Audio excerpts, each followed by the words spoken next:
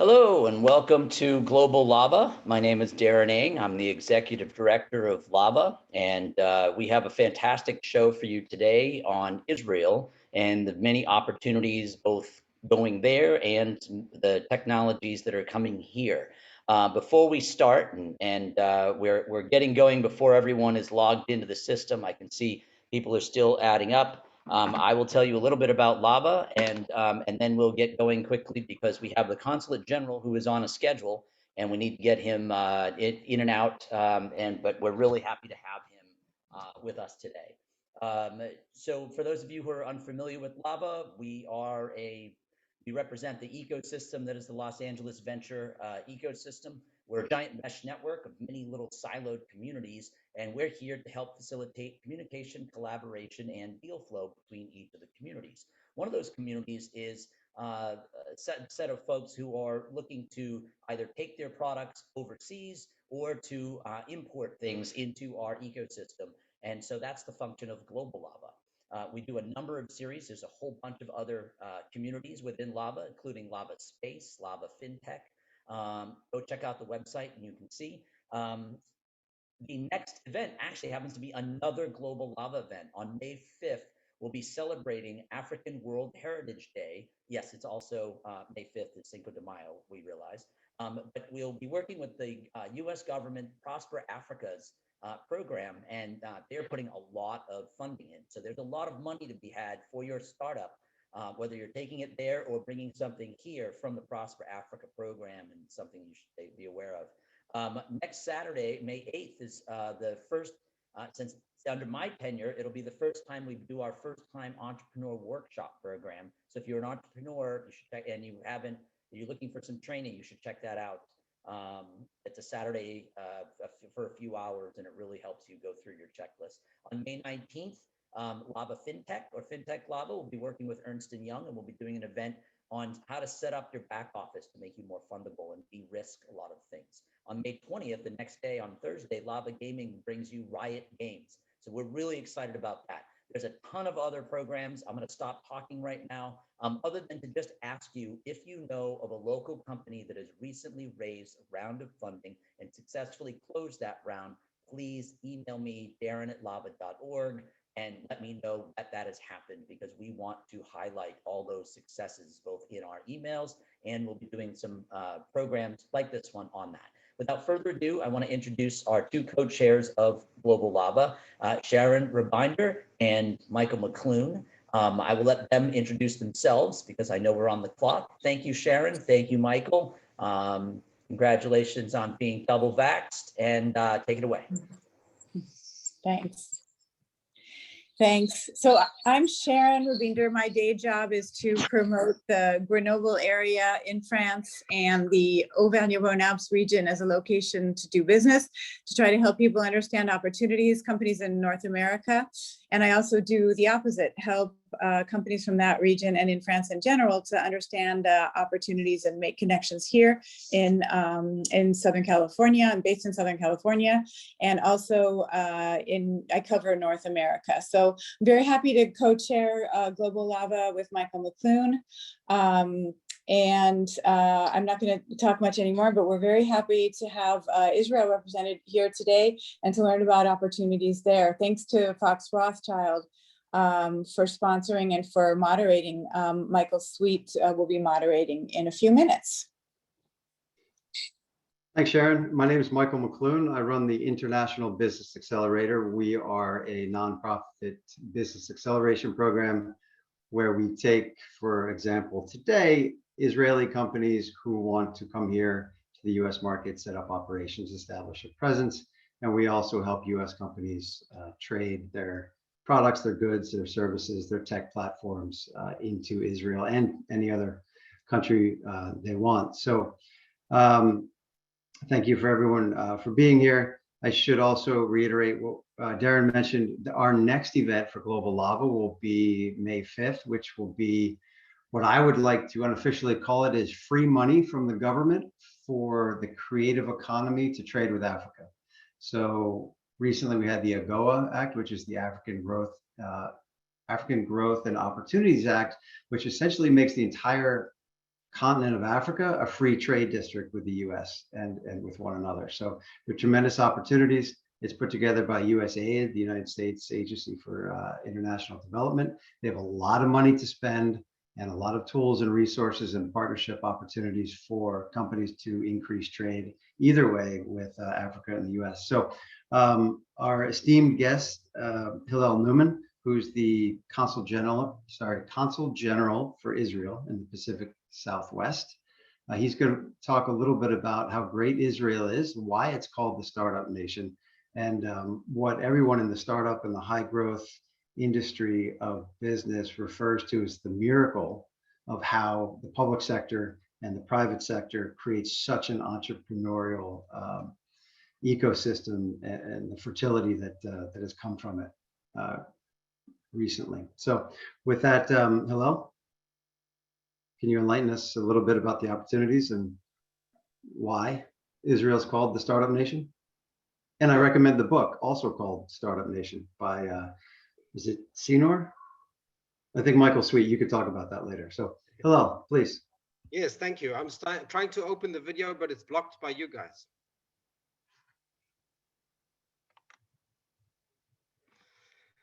Yes, hi there. Thank you so much for inviting me. It is my pleasure. Global Lover, thank you for the wonderful work that you do. It is truly my pleasure to join in this event together with you.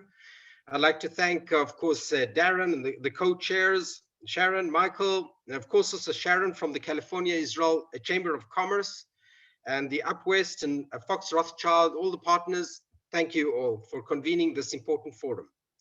I'd like to open with a small apology. Unfortunately, I have to drop off after my words because I have an iftar dinner event at my home this evening, together with the Consul General of United Arab Emirates and some distinguished guests. And my home is like in a real balagan, as they say. Okay, I'll open up with brief words, talking perhaps what is the unique thing about Israel, and also what is going on in Israel-California relations, which I think will be most interesting for the viewers. But I'll start with the big picture, zoom out for a second, and just mention that the global economy is going through a transition. We're going through a shift. And if you look at the top 10 companies about a decade and a half ago, you would see a totally different list to the top 10 companies today. About a decade and a half ago, you would see companies like ExxonMobil, Gazprom, Royal Dutch Shell, BP, PetroChina. And if you look at the top 10 in our generation, you would see companies like Microsoft, Apple, Amazon, Facebook, Alibaba, etc. So you can see that there's a dramatic change that is taking place, and it's moving from natural resources towards what we call innovation or artificial intelligence. And that puts Israel in a unique situation. Israel, has been termed already the startup nation, because Israel, from its reestablishment already, a decade or so after its reestablishment in 1948, it stressed innovation and ingenuity. There are many different explanations of why this happened. Some say because we did not have natural resources, while our neighbors, we were in a tough neighborhood, and our neighbors had all these resources, wealth of gas and oil and other natural resources, which we did not have. So we had to move towards innovation. And for many years, we cried the fact that we have to build on innovation and brain power while all our neighbors have all these rich resources. And now today we see how it pays off, because even these countries that have natural resources are now looking to change and shift towards more productivity, more innovation, and more ingenuity, more artificial intelligence. That is the direction of the world. That's the way the world is going. And the truth is that COVID-19 has just accelerated it even further. The king of the future will be artificial intelligence. Israel, during these years, has established itself as a startup nation. We are ranked first by VS Investment R&D in per capita in innovation. We're fifth. We ranked fifth in the most innovative country. We have a skilled workforce. We have many languages. The other additional aspect, which is quite unique to Israel, is that we have this wonderful mix of cultures and of immigration waves. So we have many of those who speak Russian, many who speak English, many who speak German, European languages. We have a real mix of culture, and we have a very skilled workforce. So this poses Israel in a very unique position. Well, I'm sure you've all heard of the great achievements of Israel. Israel has been at the foundation of the building of the what we call the new advanced technology, whether it be the chips for the computers, whether it be the chips for the cell phones, whether it be Waze, Mobileye, automation, smart mobility, smart cities. Israel is behind all of these things. And let me just give two examples to make it a bit amusing. You know, Israel at the beginning of its life, it tried to go into the automobile industry. And Israel manufactured a car, which was called Susita. And it was a total failure because Israel centralized its efforts on the hardware of the car. We can't compete with Ford and these big companies. But then Israel swerved and moved towards the technology and the sensors and the smart elements of the car. And today, Israel is a leading factor. We have more than 400 companies just in what we call smart transportation or smart mobility. And we have like a company like Mobileye, which is one of the leading companies in automation of cars. I'll give another example. At the beginning, the country of Israel established itself on the export of oranges. But today, Israel exports the engineering of the oranges, the making the precise irrigation aspects, like a company like Netafim, which conquered the market in the field of precise irrigation. So the key element here is the use of technology, modern technology, in order to make things better in all fields. And this touches really on every field. Another thing I'd add is that there are there's another one big opportunity that is opening up besides the trend towards innovation.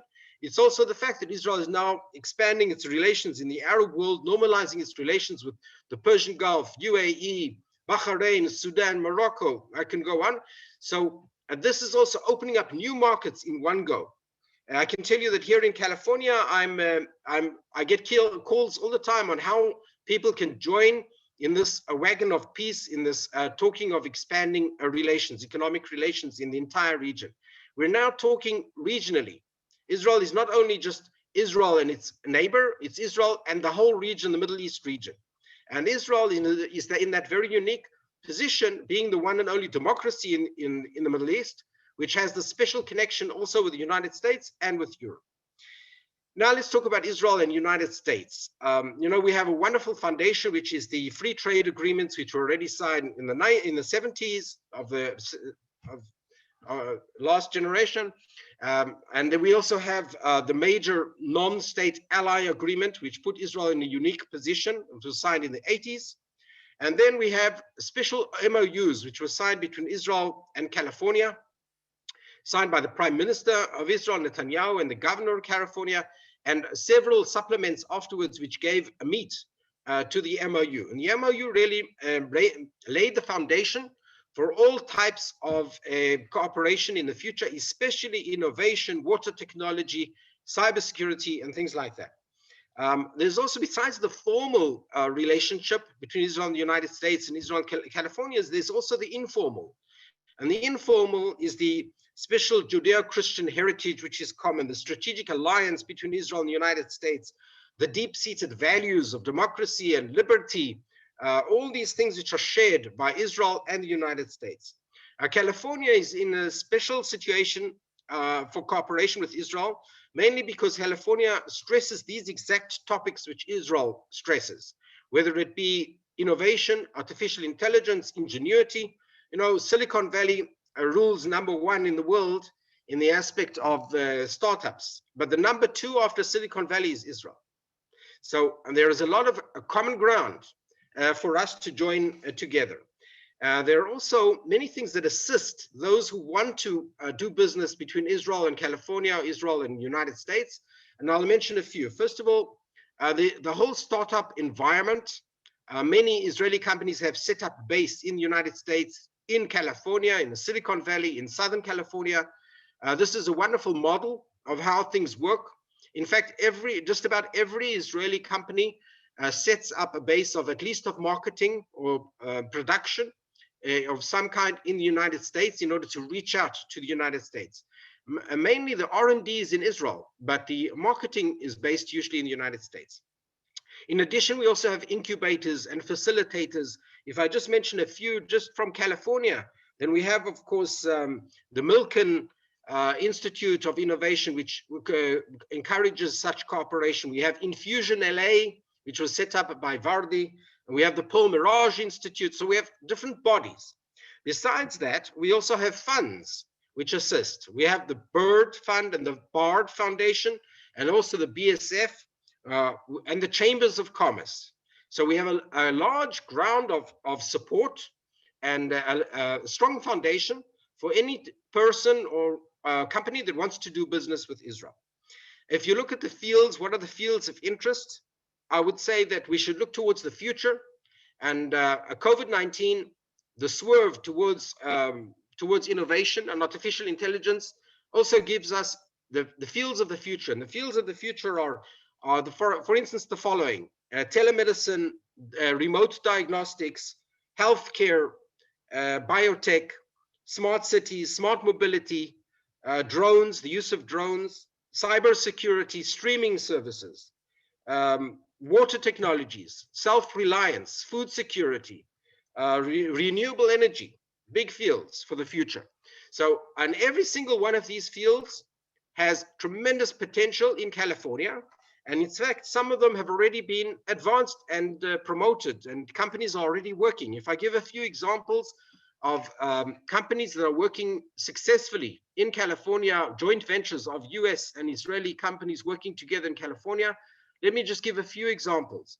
For instance, we have IDE Technologies, which is an Israeli company in the water field, which has set up desalination plants in Southern California.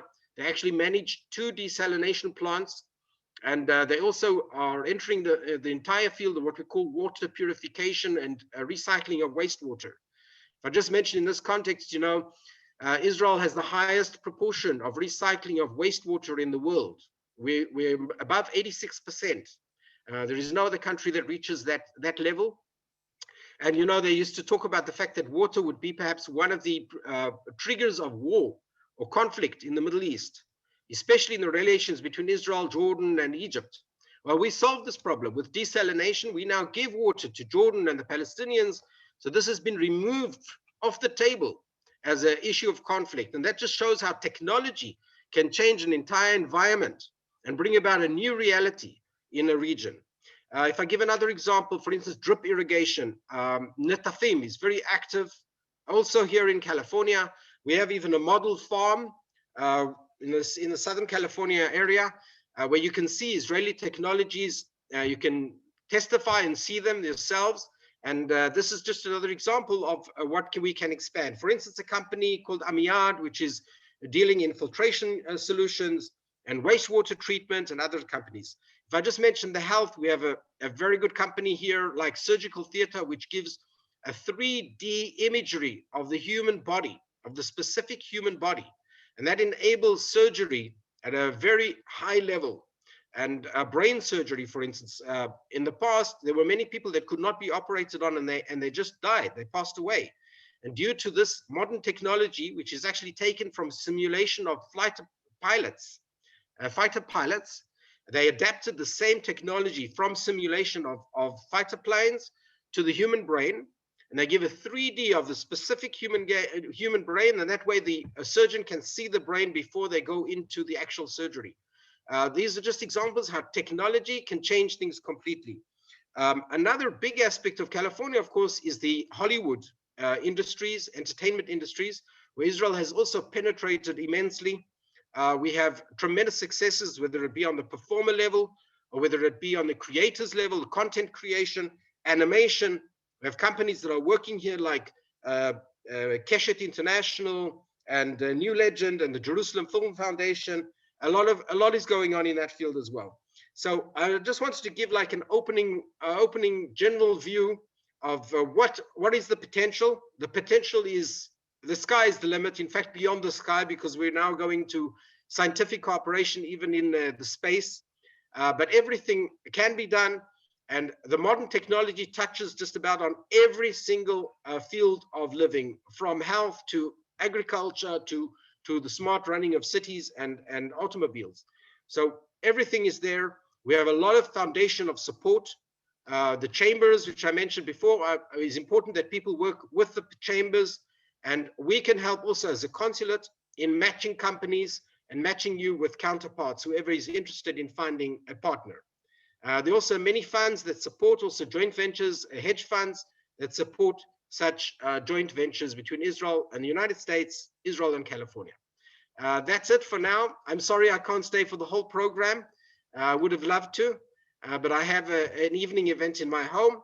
I hope that you found this interesting. Thank you very much for inviting me, Global Lava.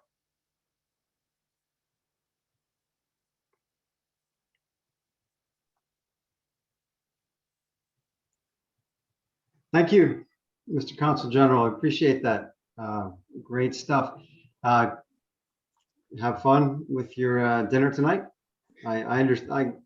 I know what a Consul General's home is like. It's a very much it's like a train station of international VIPs. So thank you very much. We appreciate that. I would like to introduce Michael Sweet from Fox Rothschild.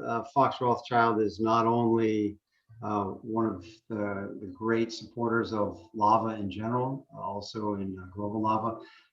The managing partner of the LA office, the leader of the LA office, Emily, is the chair of Women in Lava and very active in all of Lava. In fact, I talked to Emily both today and yesterday, independent of Lava. So she's one of the leaders of our startup ecosystem as well. So Michael, I'll leave it to you to introduce your fellow panelists, if you may. I'd be happy to. Okay, thank you. Thank you, Michael, and thanks to Global Lava for having us, to Sharon and Darren for making this happen. My name is Michael Sweet. I'm in San Francisco right now. In the days I used to travel, I would also spend time in our LA office. Hopefully I'll do that again soon. And I look forward to that. I also share our Israel practice for Fox Rothschild. Fox Rothschild has a robust practice representing both American companies doing business in Israel and Israeli companies coming to the United States to do business here. And it's a privilege to work with Israeli companies and learn so much about the ingenuity and the work that the Israeli companies are doing with their startups as they bring their technology to market, and helping to be a part of that. So that's very exciting for us. We have two other speakers here, and we're going to have a little discussion for the next half hour or so. Sharon Bannock runs the California Israel Chamber of Commerce, and Gil Ben-Artzi runs UpWest Labs.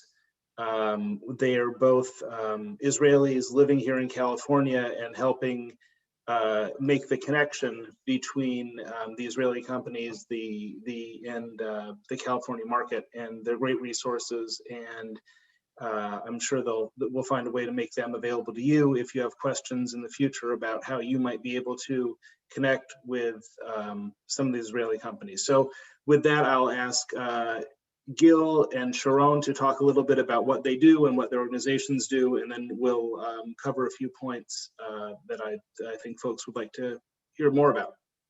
Gil, why don't you go first? Okay, thank you. Thank you for the Lava organization for inviting us. Thank you, Michael. So my name is Gil. I'm the founding partner at UpWest. UpWest is a pre-seed and seed stage fund that has been around since 2012. And as Michael described, we back Israeli founders that are targeting the US market and are looking to keep the tech in Israel, but build the business in the US and in most cases in California. Since 2012, we've invested in 85 such companies that have gone on to raise close to $2 billion in follow-on financing. Those companies are innovating in the fields of cybersecurity, financial technologies, agricultural technologies, digital healthcare, and many other important sectors. Yeah, that's it. Thank you for having me. Sharon. Hi, let me see if I can turn my camera on. It was blocked a second ago. If the host can release my camera, you can see my face also. Otherwise, okay, here we go. Hi, can you see me now? Yes. Okay, fantastic. Hi, everyone. My name is Sharon Vanek. I'm the Executive Director of the California Israel Chamber of Commerce, known as the CICC. The CICC is a non-for-profit organization, is actually an industry-based organization, which means that we were founded some 24 years ago by a group of business people that wanted to come together and create what we all know nowadays as an ecosystem or a network. You know, those are the days before LinkedIn and all the social media that we are aware of. Really with the mission to support different stakeholders in the different industries here in California to learn more about Israel and the opportunities in Israel, something very similar to what we do now over Zoom. And at the same time, also support the different stakeholders in Israel to better understand what are the opportunities here in California. I say here because I am based in San Francisco. We also have an office in Israel. As I said, we've been around for over 20 years and we are active in the different tech industries or verticals nowadays. It's not really industries, everything is, you know, there is an interconvergence, everything mixed together. You know, we talked earlier about something similar to what Gil and of course the Consul General also mentioned, from agrotechnology to cybersecurity, from space technology to education and so on and so forth. And when I say stakeholders, we don't work only with the different businesses, we also work with you know, government agencies, with academia, with hospitals, with research centers, with different corporate. So really from two guys in a garage, if I can use the word, you know, use the term guys, all the way to, you know, billions of dollars corporates that are around here. So this is what we do. And thank you for having me. Well, thank you, Sharon and Gil. Let's talk about who comes from Israel to California and why. What are the types of companies and ventures and entrepreneurs that you work with that are coming here now, and what do you see? What do you expect to see in the years to come? Who do you want to go first? Sharon, ladies first. Okay, thank you. So when we look at the entrepreneurs that are coming from Israel, you know, we see almost every industry or every technology that you can imagine. I always tell people that I have the best job in the world because I meet so many amazing people with great ideas. And Israel is a very small market. And when we talk about, you know, economy of scales and all those buzzwords, the US is a very natural place for companies that want to grow.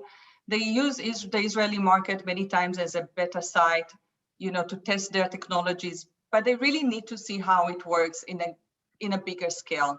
And this is when they come to the US. Typically they will start with, you know, hiring one salesperson or someone for business development, and later on they will open some sort of an entity here in the US. Primarily one of the co-founders will move to the US really to open up the market and to scale up. So if you talk about specific industries, we see them from food tech and agriculture, you know, agriculture technologies, not just water, really all the way to one of the leading space technologies that is based in Silicon Valley, to insurance technologies and so on. So those are the ones that come from Israel to California. Of course, we also have in California Israelis that's been here for many years, sometimes for not that many years, that came with one company and moved to another, and then they started their own business, their own startup, and within a relatively very short time, became what we call the elderlies of the tribe, because now they are those that give mentorship to the newcomers in the market. So this is the people that we see that are coming to California, and those that already here that came, and how they support the newcomers.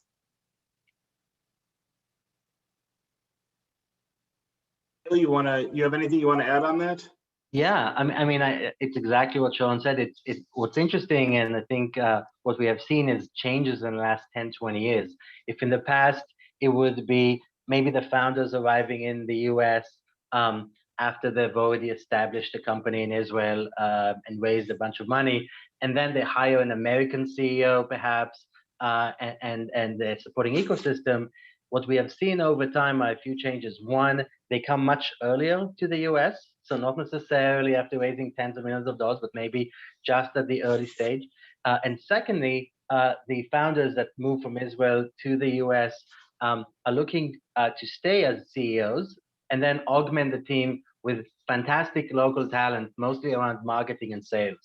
So that's been a second change. And the third change is, I think, again, going back 10 years ago, you would probably see, and still do to some extent, a lot of deep tech around maybe cybersecurity, perhaps around DevOps and other B2B enterprises.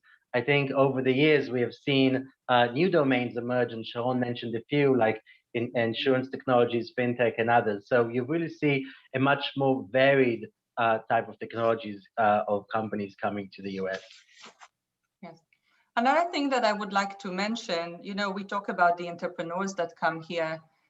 There is another tier or segment of people that come to the US and, specifically to California, and those are the researchers that coming primarily from medical technologies.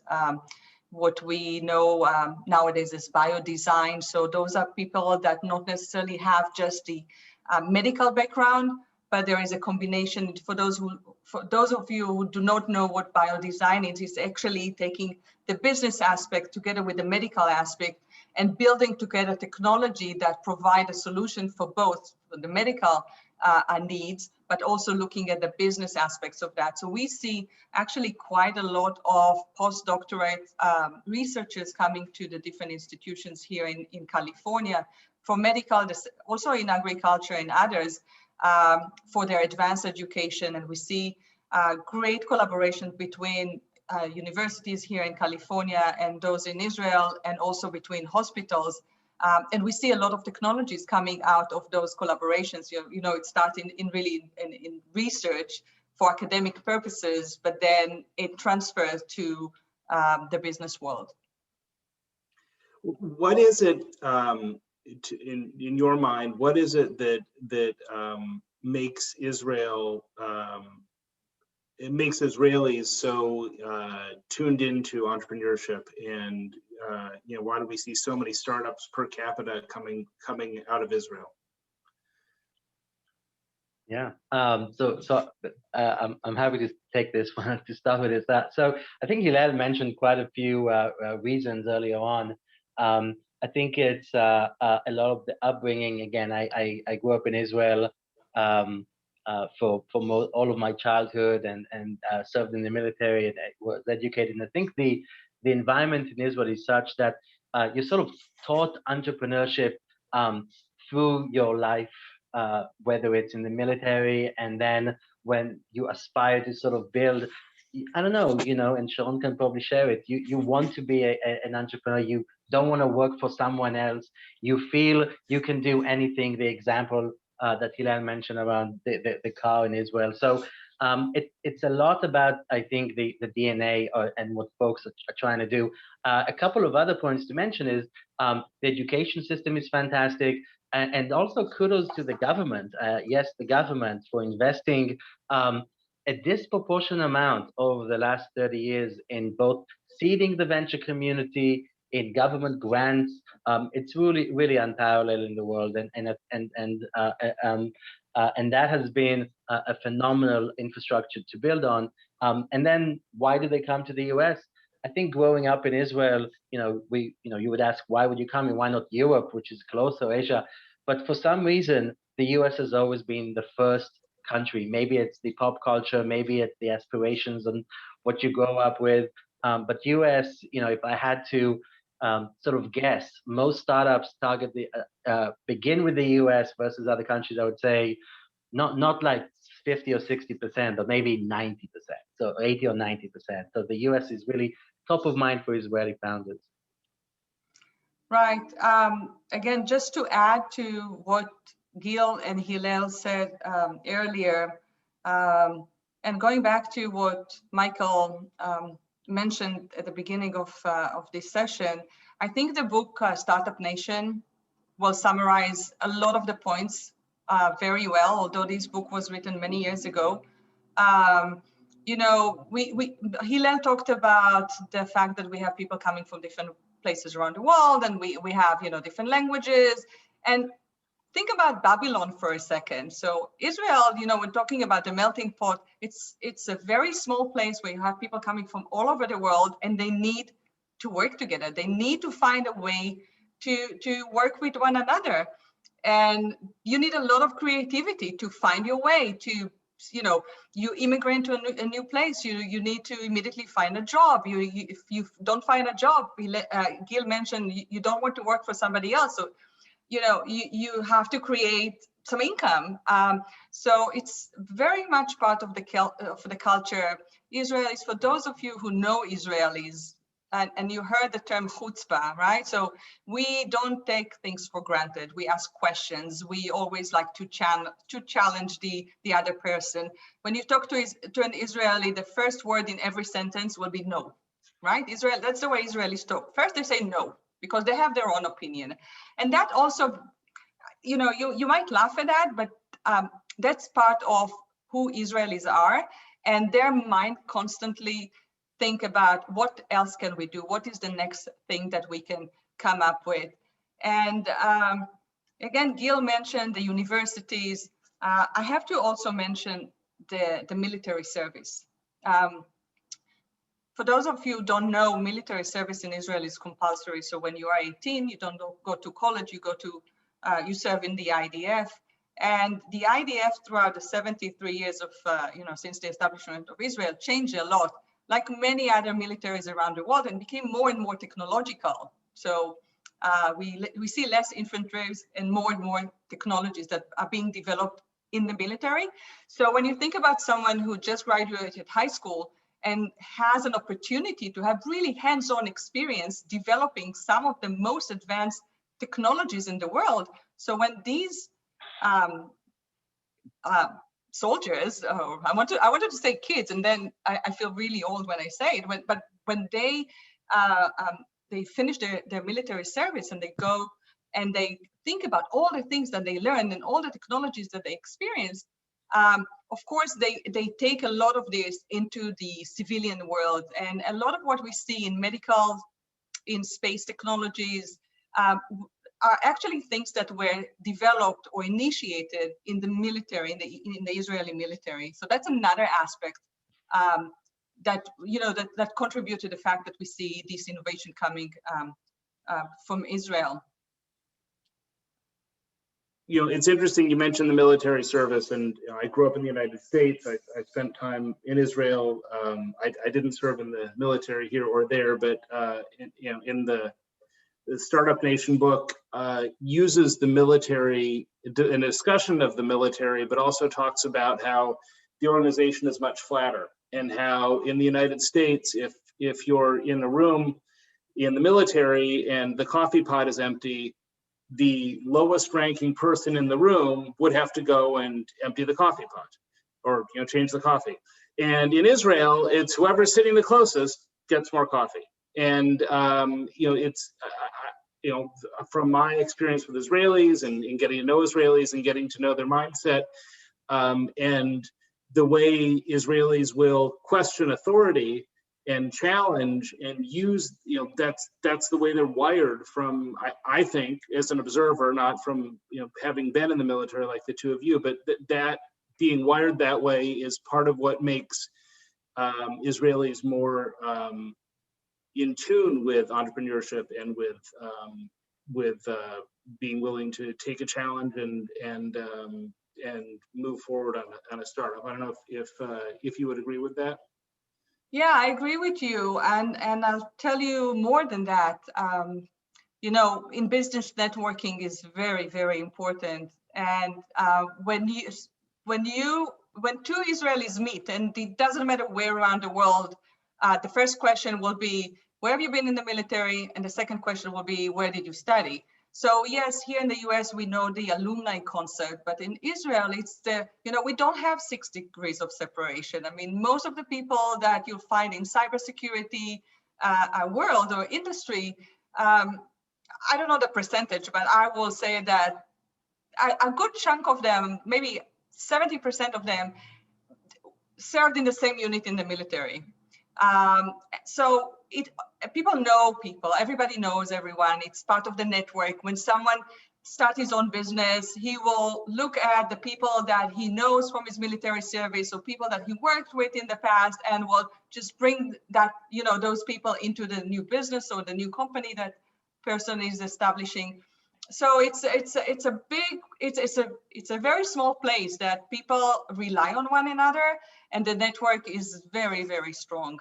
And again, it's because it's also because it's a very small place, and because we don't have that hierarchy and facade that will stand between people. At least not like we see in other places. I'd be interested to hear the two of you talk about the craziest idea that you saw succeed. Gil, I know you've seen a lot of in your time here in Silicon Valley working with Israelis. What can you think of anything where you said this just can't make it, and you were wrong? Wow, there's many such examples. I think that's the nature of startup investing, and especially frighteningly early startup investing, which what we do, which is very early on. I don't know if I have sort of a standout examples, but certainly many of the unicorns, the companies valued over $1 billion. I distinctly remember meeting a few of them and saying, how is this going to work, right? Meaning Monday.com in Israel, for those that know the company, or other companies that JoyTunes with an amazing founder that teaches you to play the piano through and guitar through a mobile application. I was like, how are you going to do it? And here we are with amazing successes. So there's definitely I've seen our fair share. But what I think is interesting is even those companies that did not succeed, the mindset is such that, okay, I'm going to give it a go, but if it doesn't succeed, I'm going to do something else, and maybe that will succeed. And so even founders that we've seen that maybe we were as investors, right about that specific idea, we are often wrong about the founders or the team, because then they continue and do something else. And there's multiple examples in the Israeli ecosystem where perhaps the company didn't work out, but it spawned out so many other successes over the years.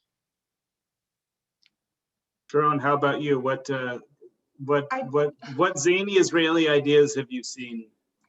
Well, it's not that the idea itself was crazy. Gil talked about some unicorns here in California that were established or originated by Israelis. That I have to give kudos to Asaf, one from Hippo. When I heard Hippo Insurance, when I first heard about their idea, I was like, seriously, what do you know about the insurance market in the US? How are you going to convince people to just ditch everything they know about, AIG and all those big insurance companies that have been around for hundreds of years, and do that? And they became a unicorn within what, 2-3 years? It's like even this the span of the during the pandemic, they managed to raise so much money, and so they just recruit so many people and expanded their operation. But there are a lot of ideas that you think that they will be crazy, and then you just being surprised. There is a company that I just don't remember the name right now. It will come to me obviously after this session. That help people that are paralyzed to walk. So it's like a robot that they attach something to your body and they do the impossible, right? WeWalk. What is the name? WeWalk. R-E-Walk. Right, rework. And there are a lot of ideas that are coming from Israel that, even the Israelis who said, okay, we are a tiny country in the Middle East, and we are going to shoot a vehicle to space, and it's not just a landscape, and that's Bereshit. And when you think about the not just to space, but to the moon, and who are the countries that managed to actually land on the moon? And then Israel came with very, very limited resources and a group of people with very limited experience, just trying, it started like a science project in high school, and all of a sudden the whole country is behind it, and they was that close to actually land on the moon. And going back to what Gil said, I think it wasn't even 48 hours, and they said, okay, we are going to go for Bereshit 2, we are going for the next one. It didn't even take, a week for them to mourn on the failure of the first attempt, but they were like, okay, we'll find the funds and we will do it again. We will, and that's part of what we're talking about. For me, and you'll have to help me with the name, and it's been a while, but there was a technology for a medical technology for getting a camera inside, right, into your body, and instead of connecting to a wire, they made it wireless, and you just swallow the camera in a pill, right? What was that called? Yeah, I can't remember, but I know which one you're talking about. Pill cam. Yeah. It's a swallowable medical camera. Pill cam. It's very easy. Oh, so we have a question from one of the participants, or from one of the attendees here.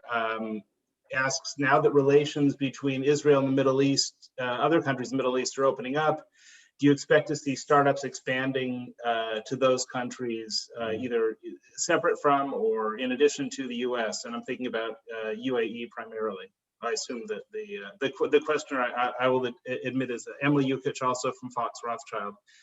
But what do you think?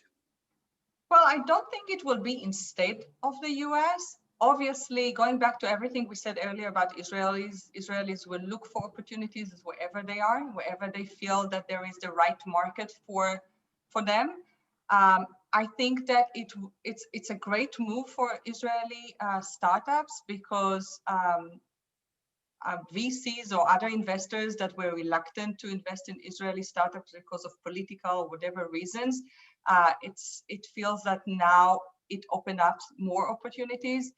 Obviously, I don't know how many people know, but we did have trade and investments and collaborations. It was, under the surface, with some of those countries, but now everything can just come up to the surface, and we'll see more of that. I don't think it's going to be instead of the US. I mean, the US is a huge market. It's very advanced. It's not just about investment that people are looking for, but they're looking also to sell their technologies. And at the end of the day, the biggest corporates are here. We see more of potential market in the US, but obviously that's a new whole market that is being opened up, for Israeli companies, investors and companies at the same time, by the way. Sure. Let's talk about trends in the future. What are you seeing, or what do you think you'll be seeing next coming out of Israel and here to California? Gil.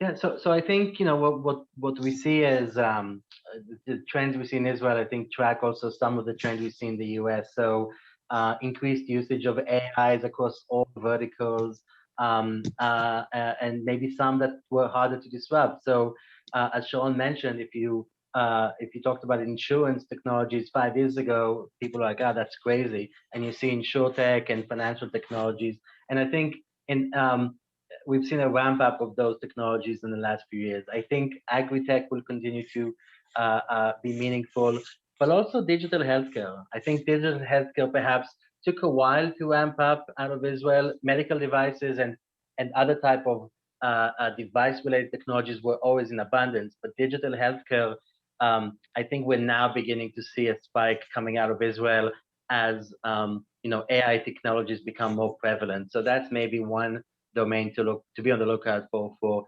increased innovation out of Israel. Right, I agree with Gil.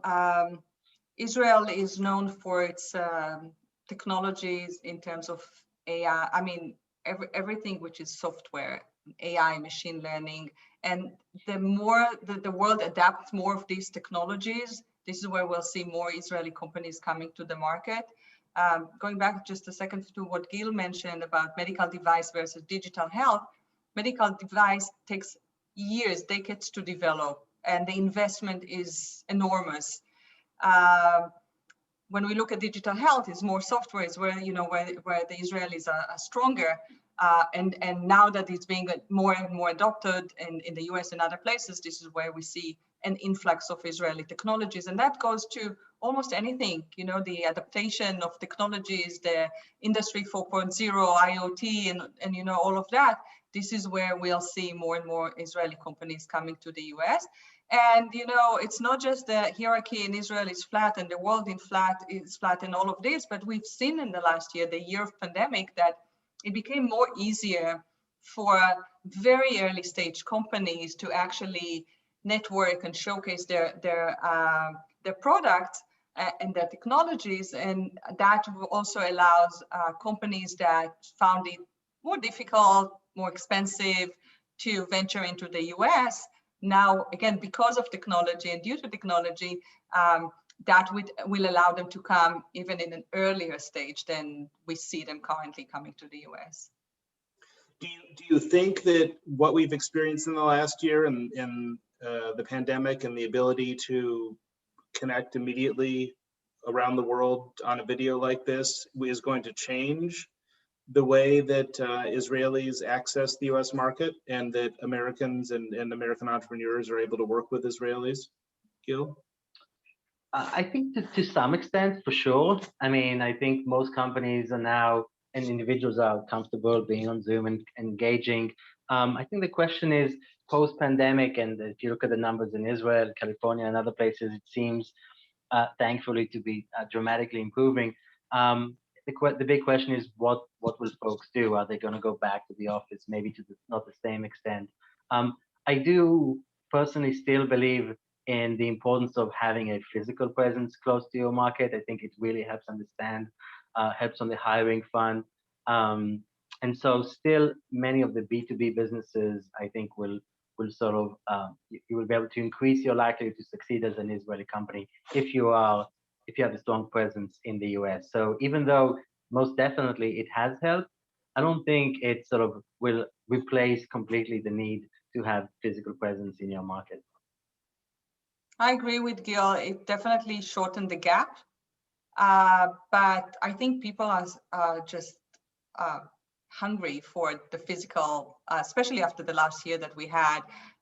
What I think we will see now is spike of people just running to meet with each other, and then it will be a balance between virtual meetings and discussions. Obviously, I think that we will see the initial conversations maybe starting on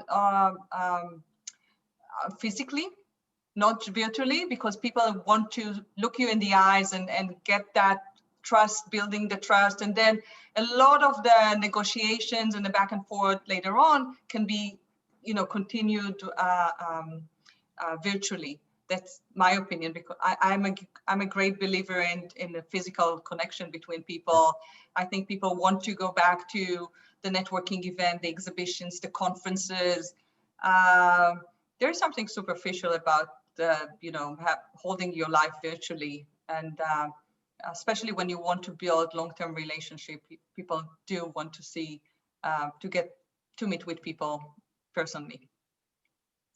So look, we only have a couple more minutes, but I do want to give you a chance to, offer the keys to the kingdom and let folks know, what are ways that they can become engaged and involved and work with these Israeli companies and get in at the earliest of stages. Sure, I'll start since you said ladies first. I'll go back to some of the names that Hillel mentioned earlier. There are 3 great binational funds that are available. And the way to receive those fund money or grant money is actually when you have one Israeli entity and one US entity working together on an R&D project. There are 3. One of them is focusing on agriculture. That's the Bart Foundation. There is one which is focusing more on health and general research. And then there is the 3rd one, which is the Bird Foundation, which focus on anything that you can imagine, from energy to infrastructure to medical to agriculture and so on and so forth. They provide a grant which is up to $1 million per project. And I think this is a great opportunity for folks here to meet their counterparts in Israel and work with them. I'm happy to send information to anyone who is interested. Some of them do have representatives, by the way, here in California. And this is something which is accessible to really small startups, all the way to big corporates, to universities, research institutes, and so on.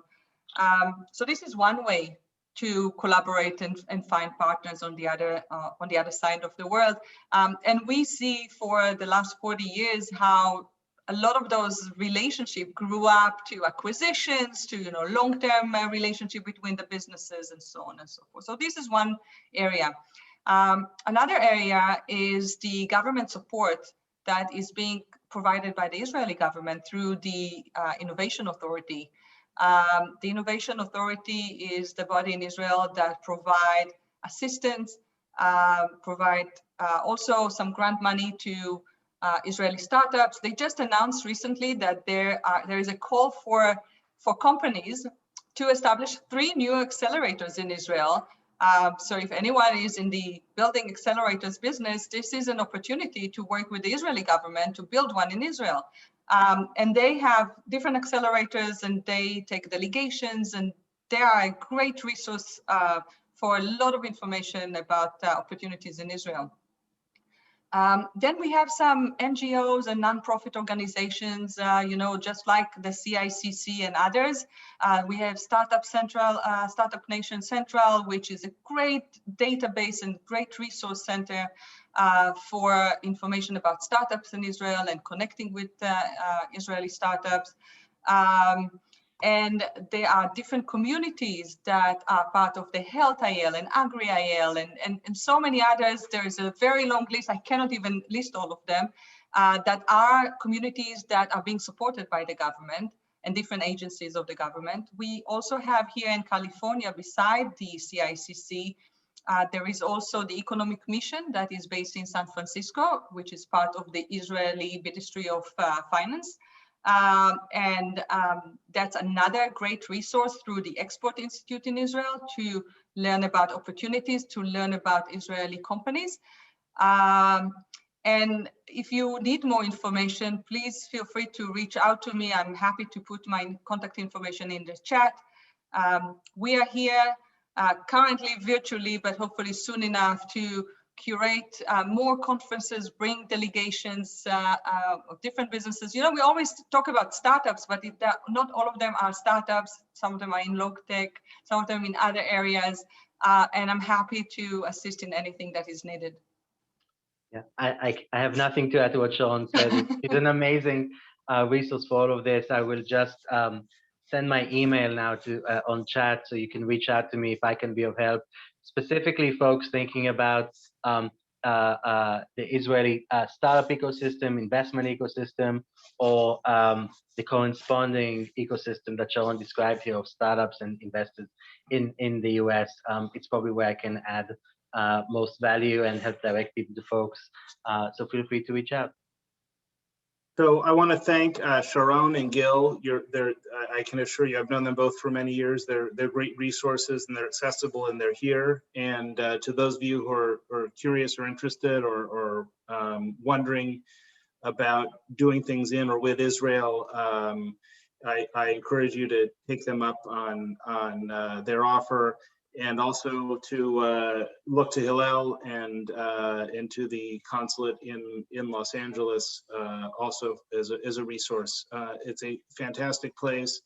They do fantastic things, and there's a lot of opportunity. And Israelis, if nothing else, are hungry for the opportunity to tell you about what they're doing and share. And I encourage everyone to look into that. And with that, I'll say thank you to Global Lava, to Michael and Sharon and Darren for hosting us today, and for letting us spend a little time together. And I'll throw it back to you, and thank everyone for joining us.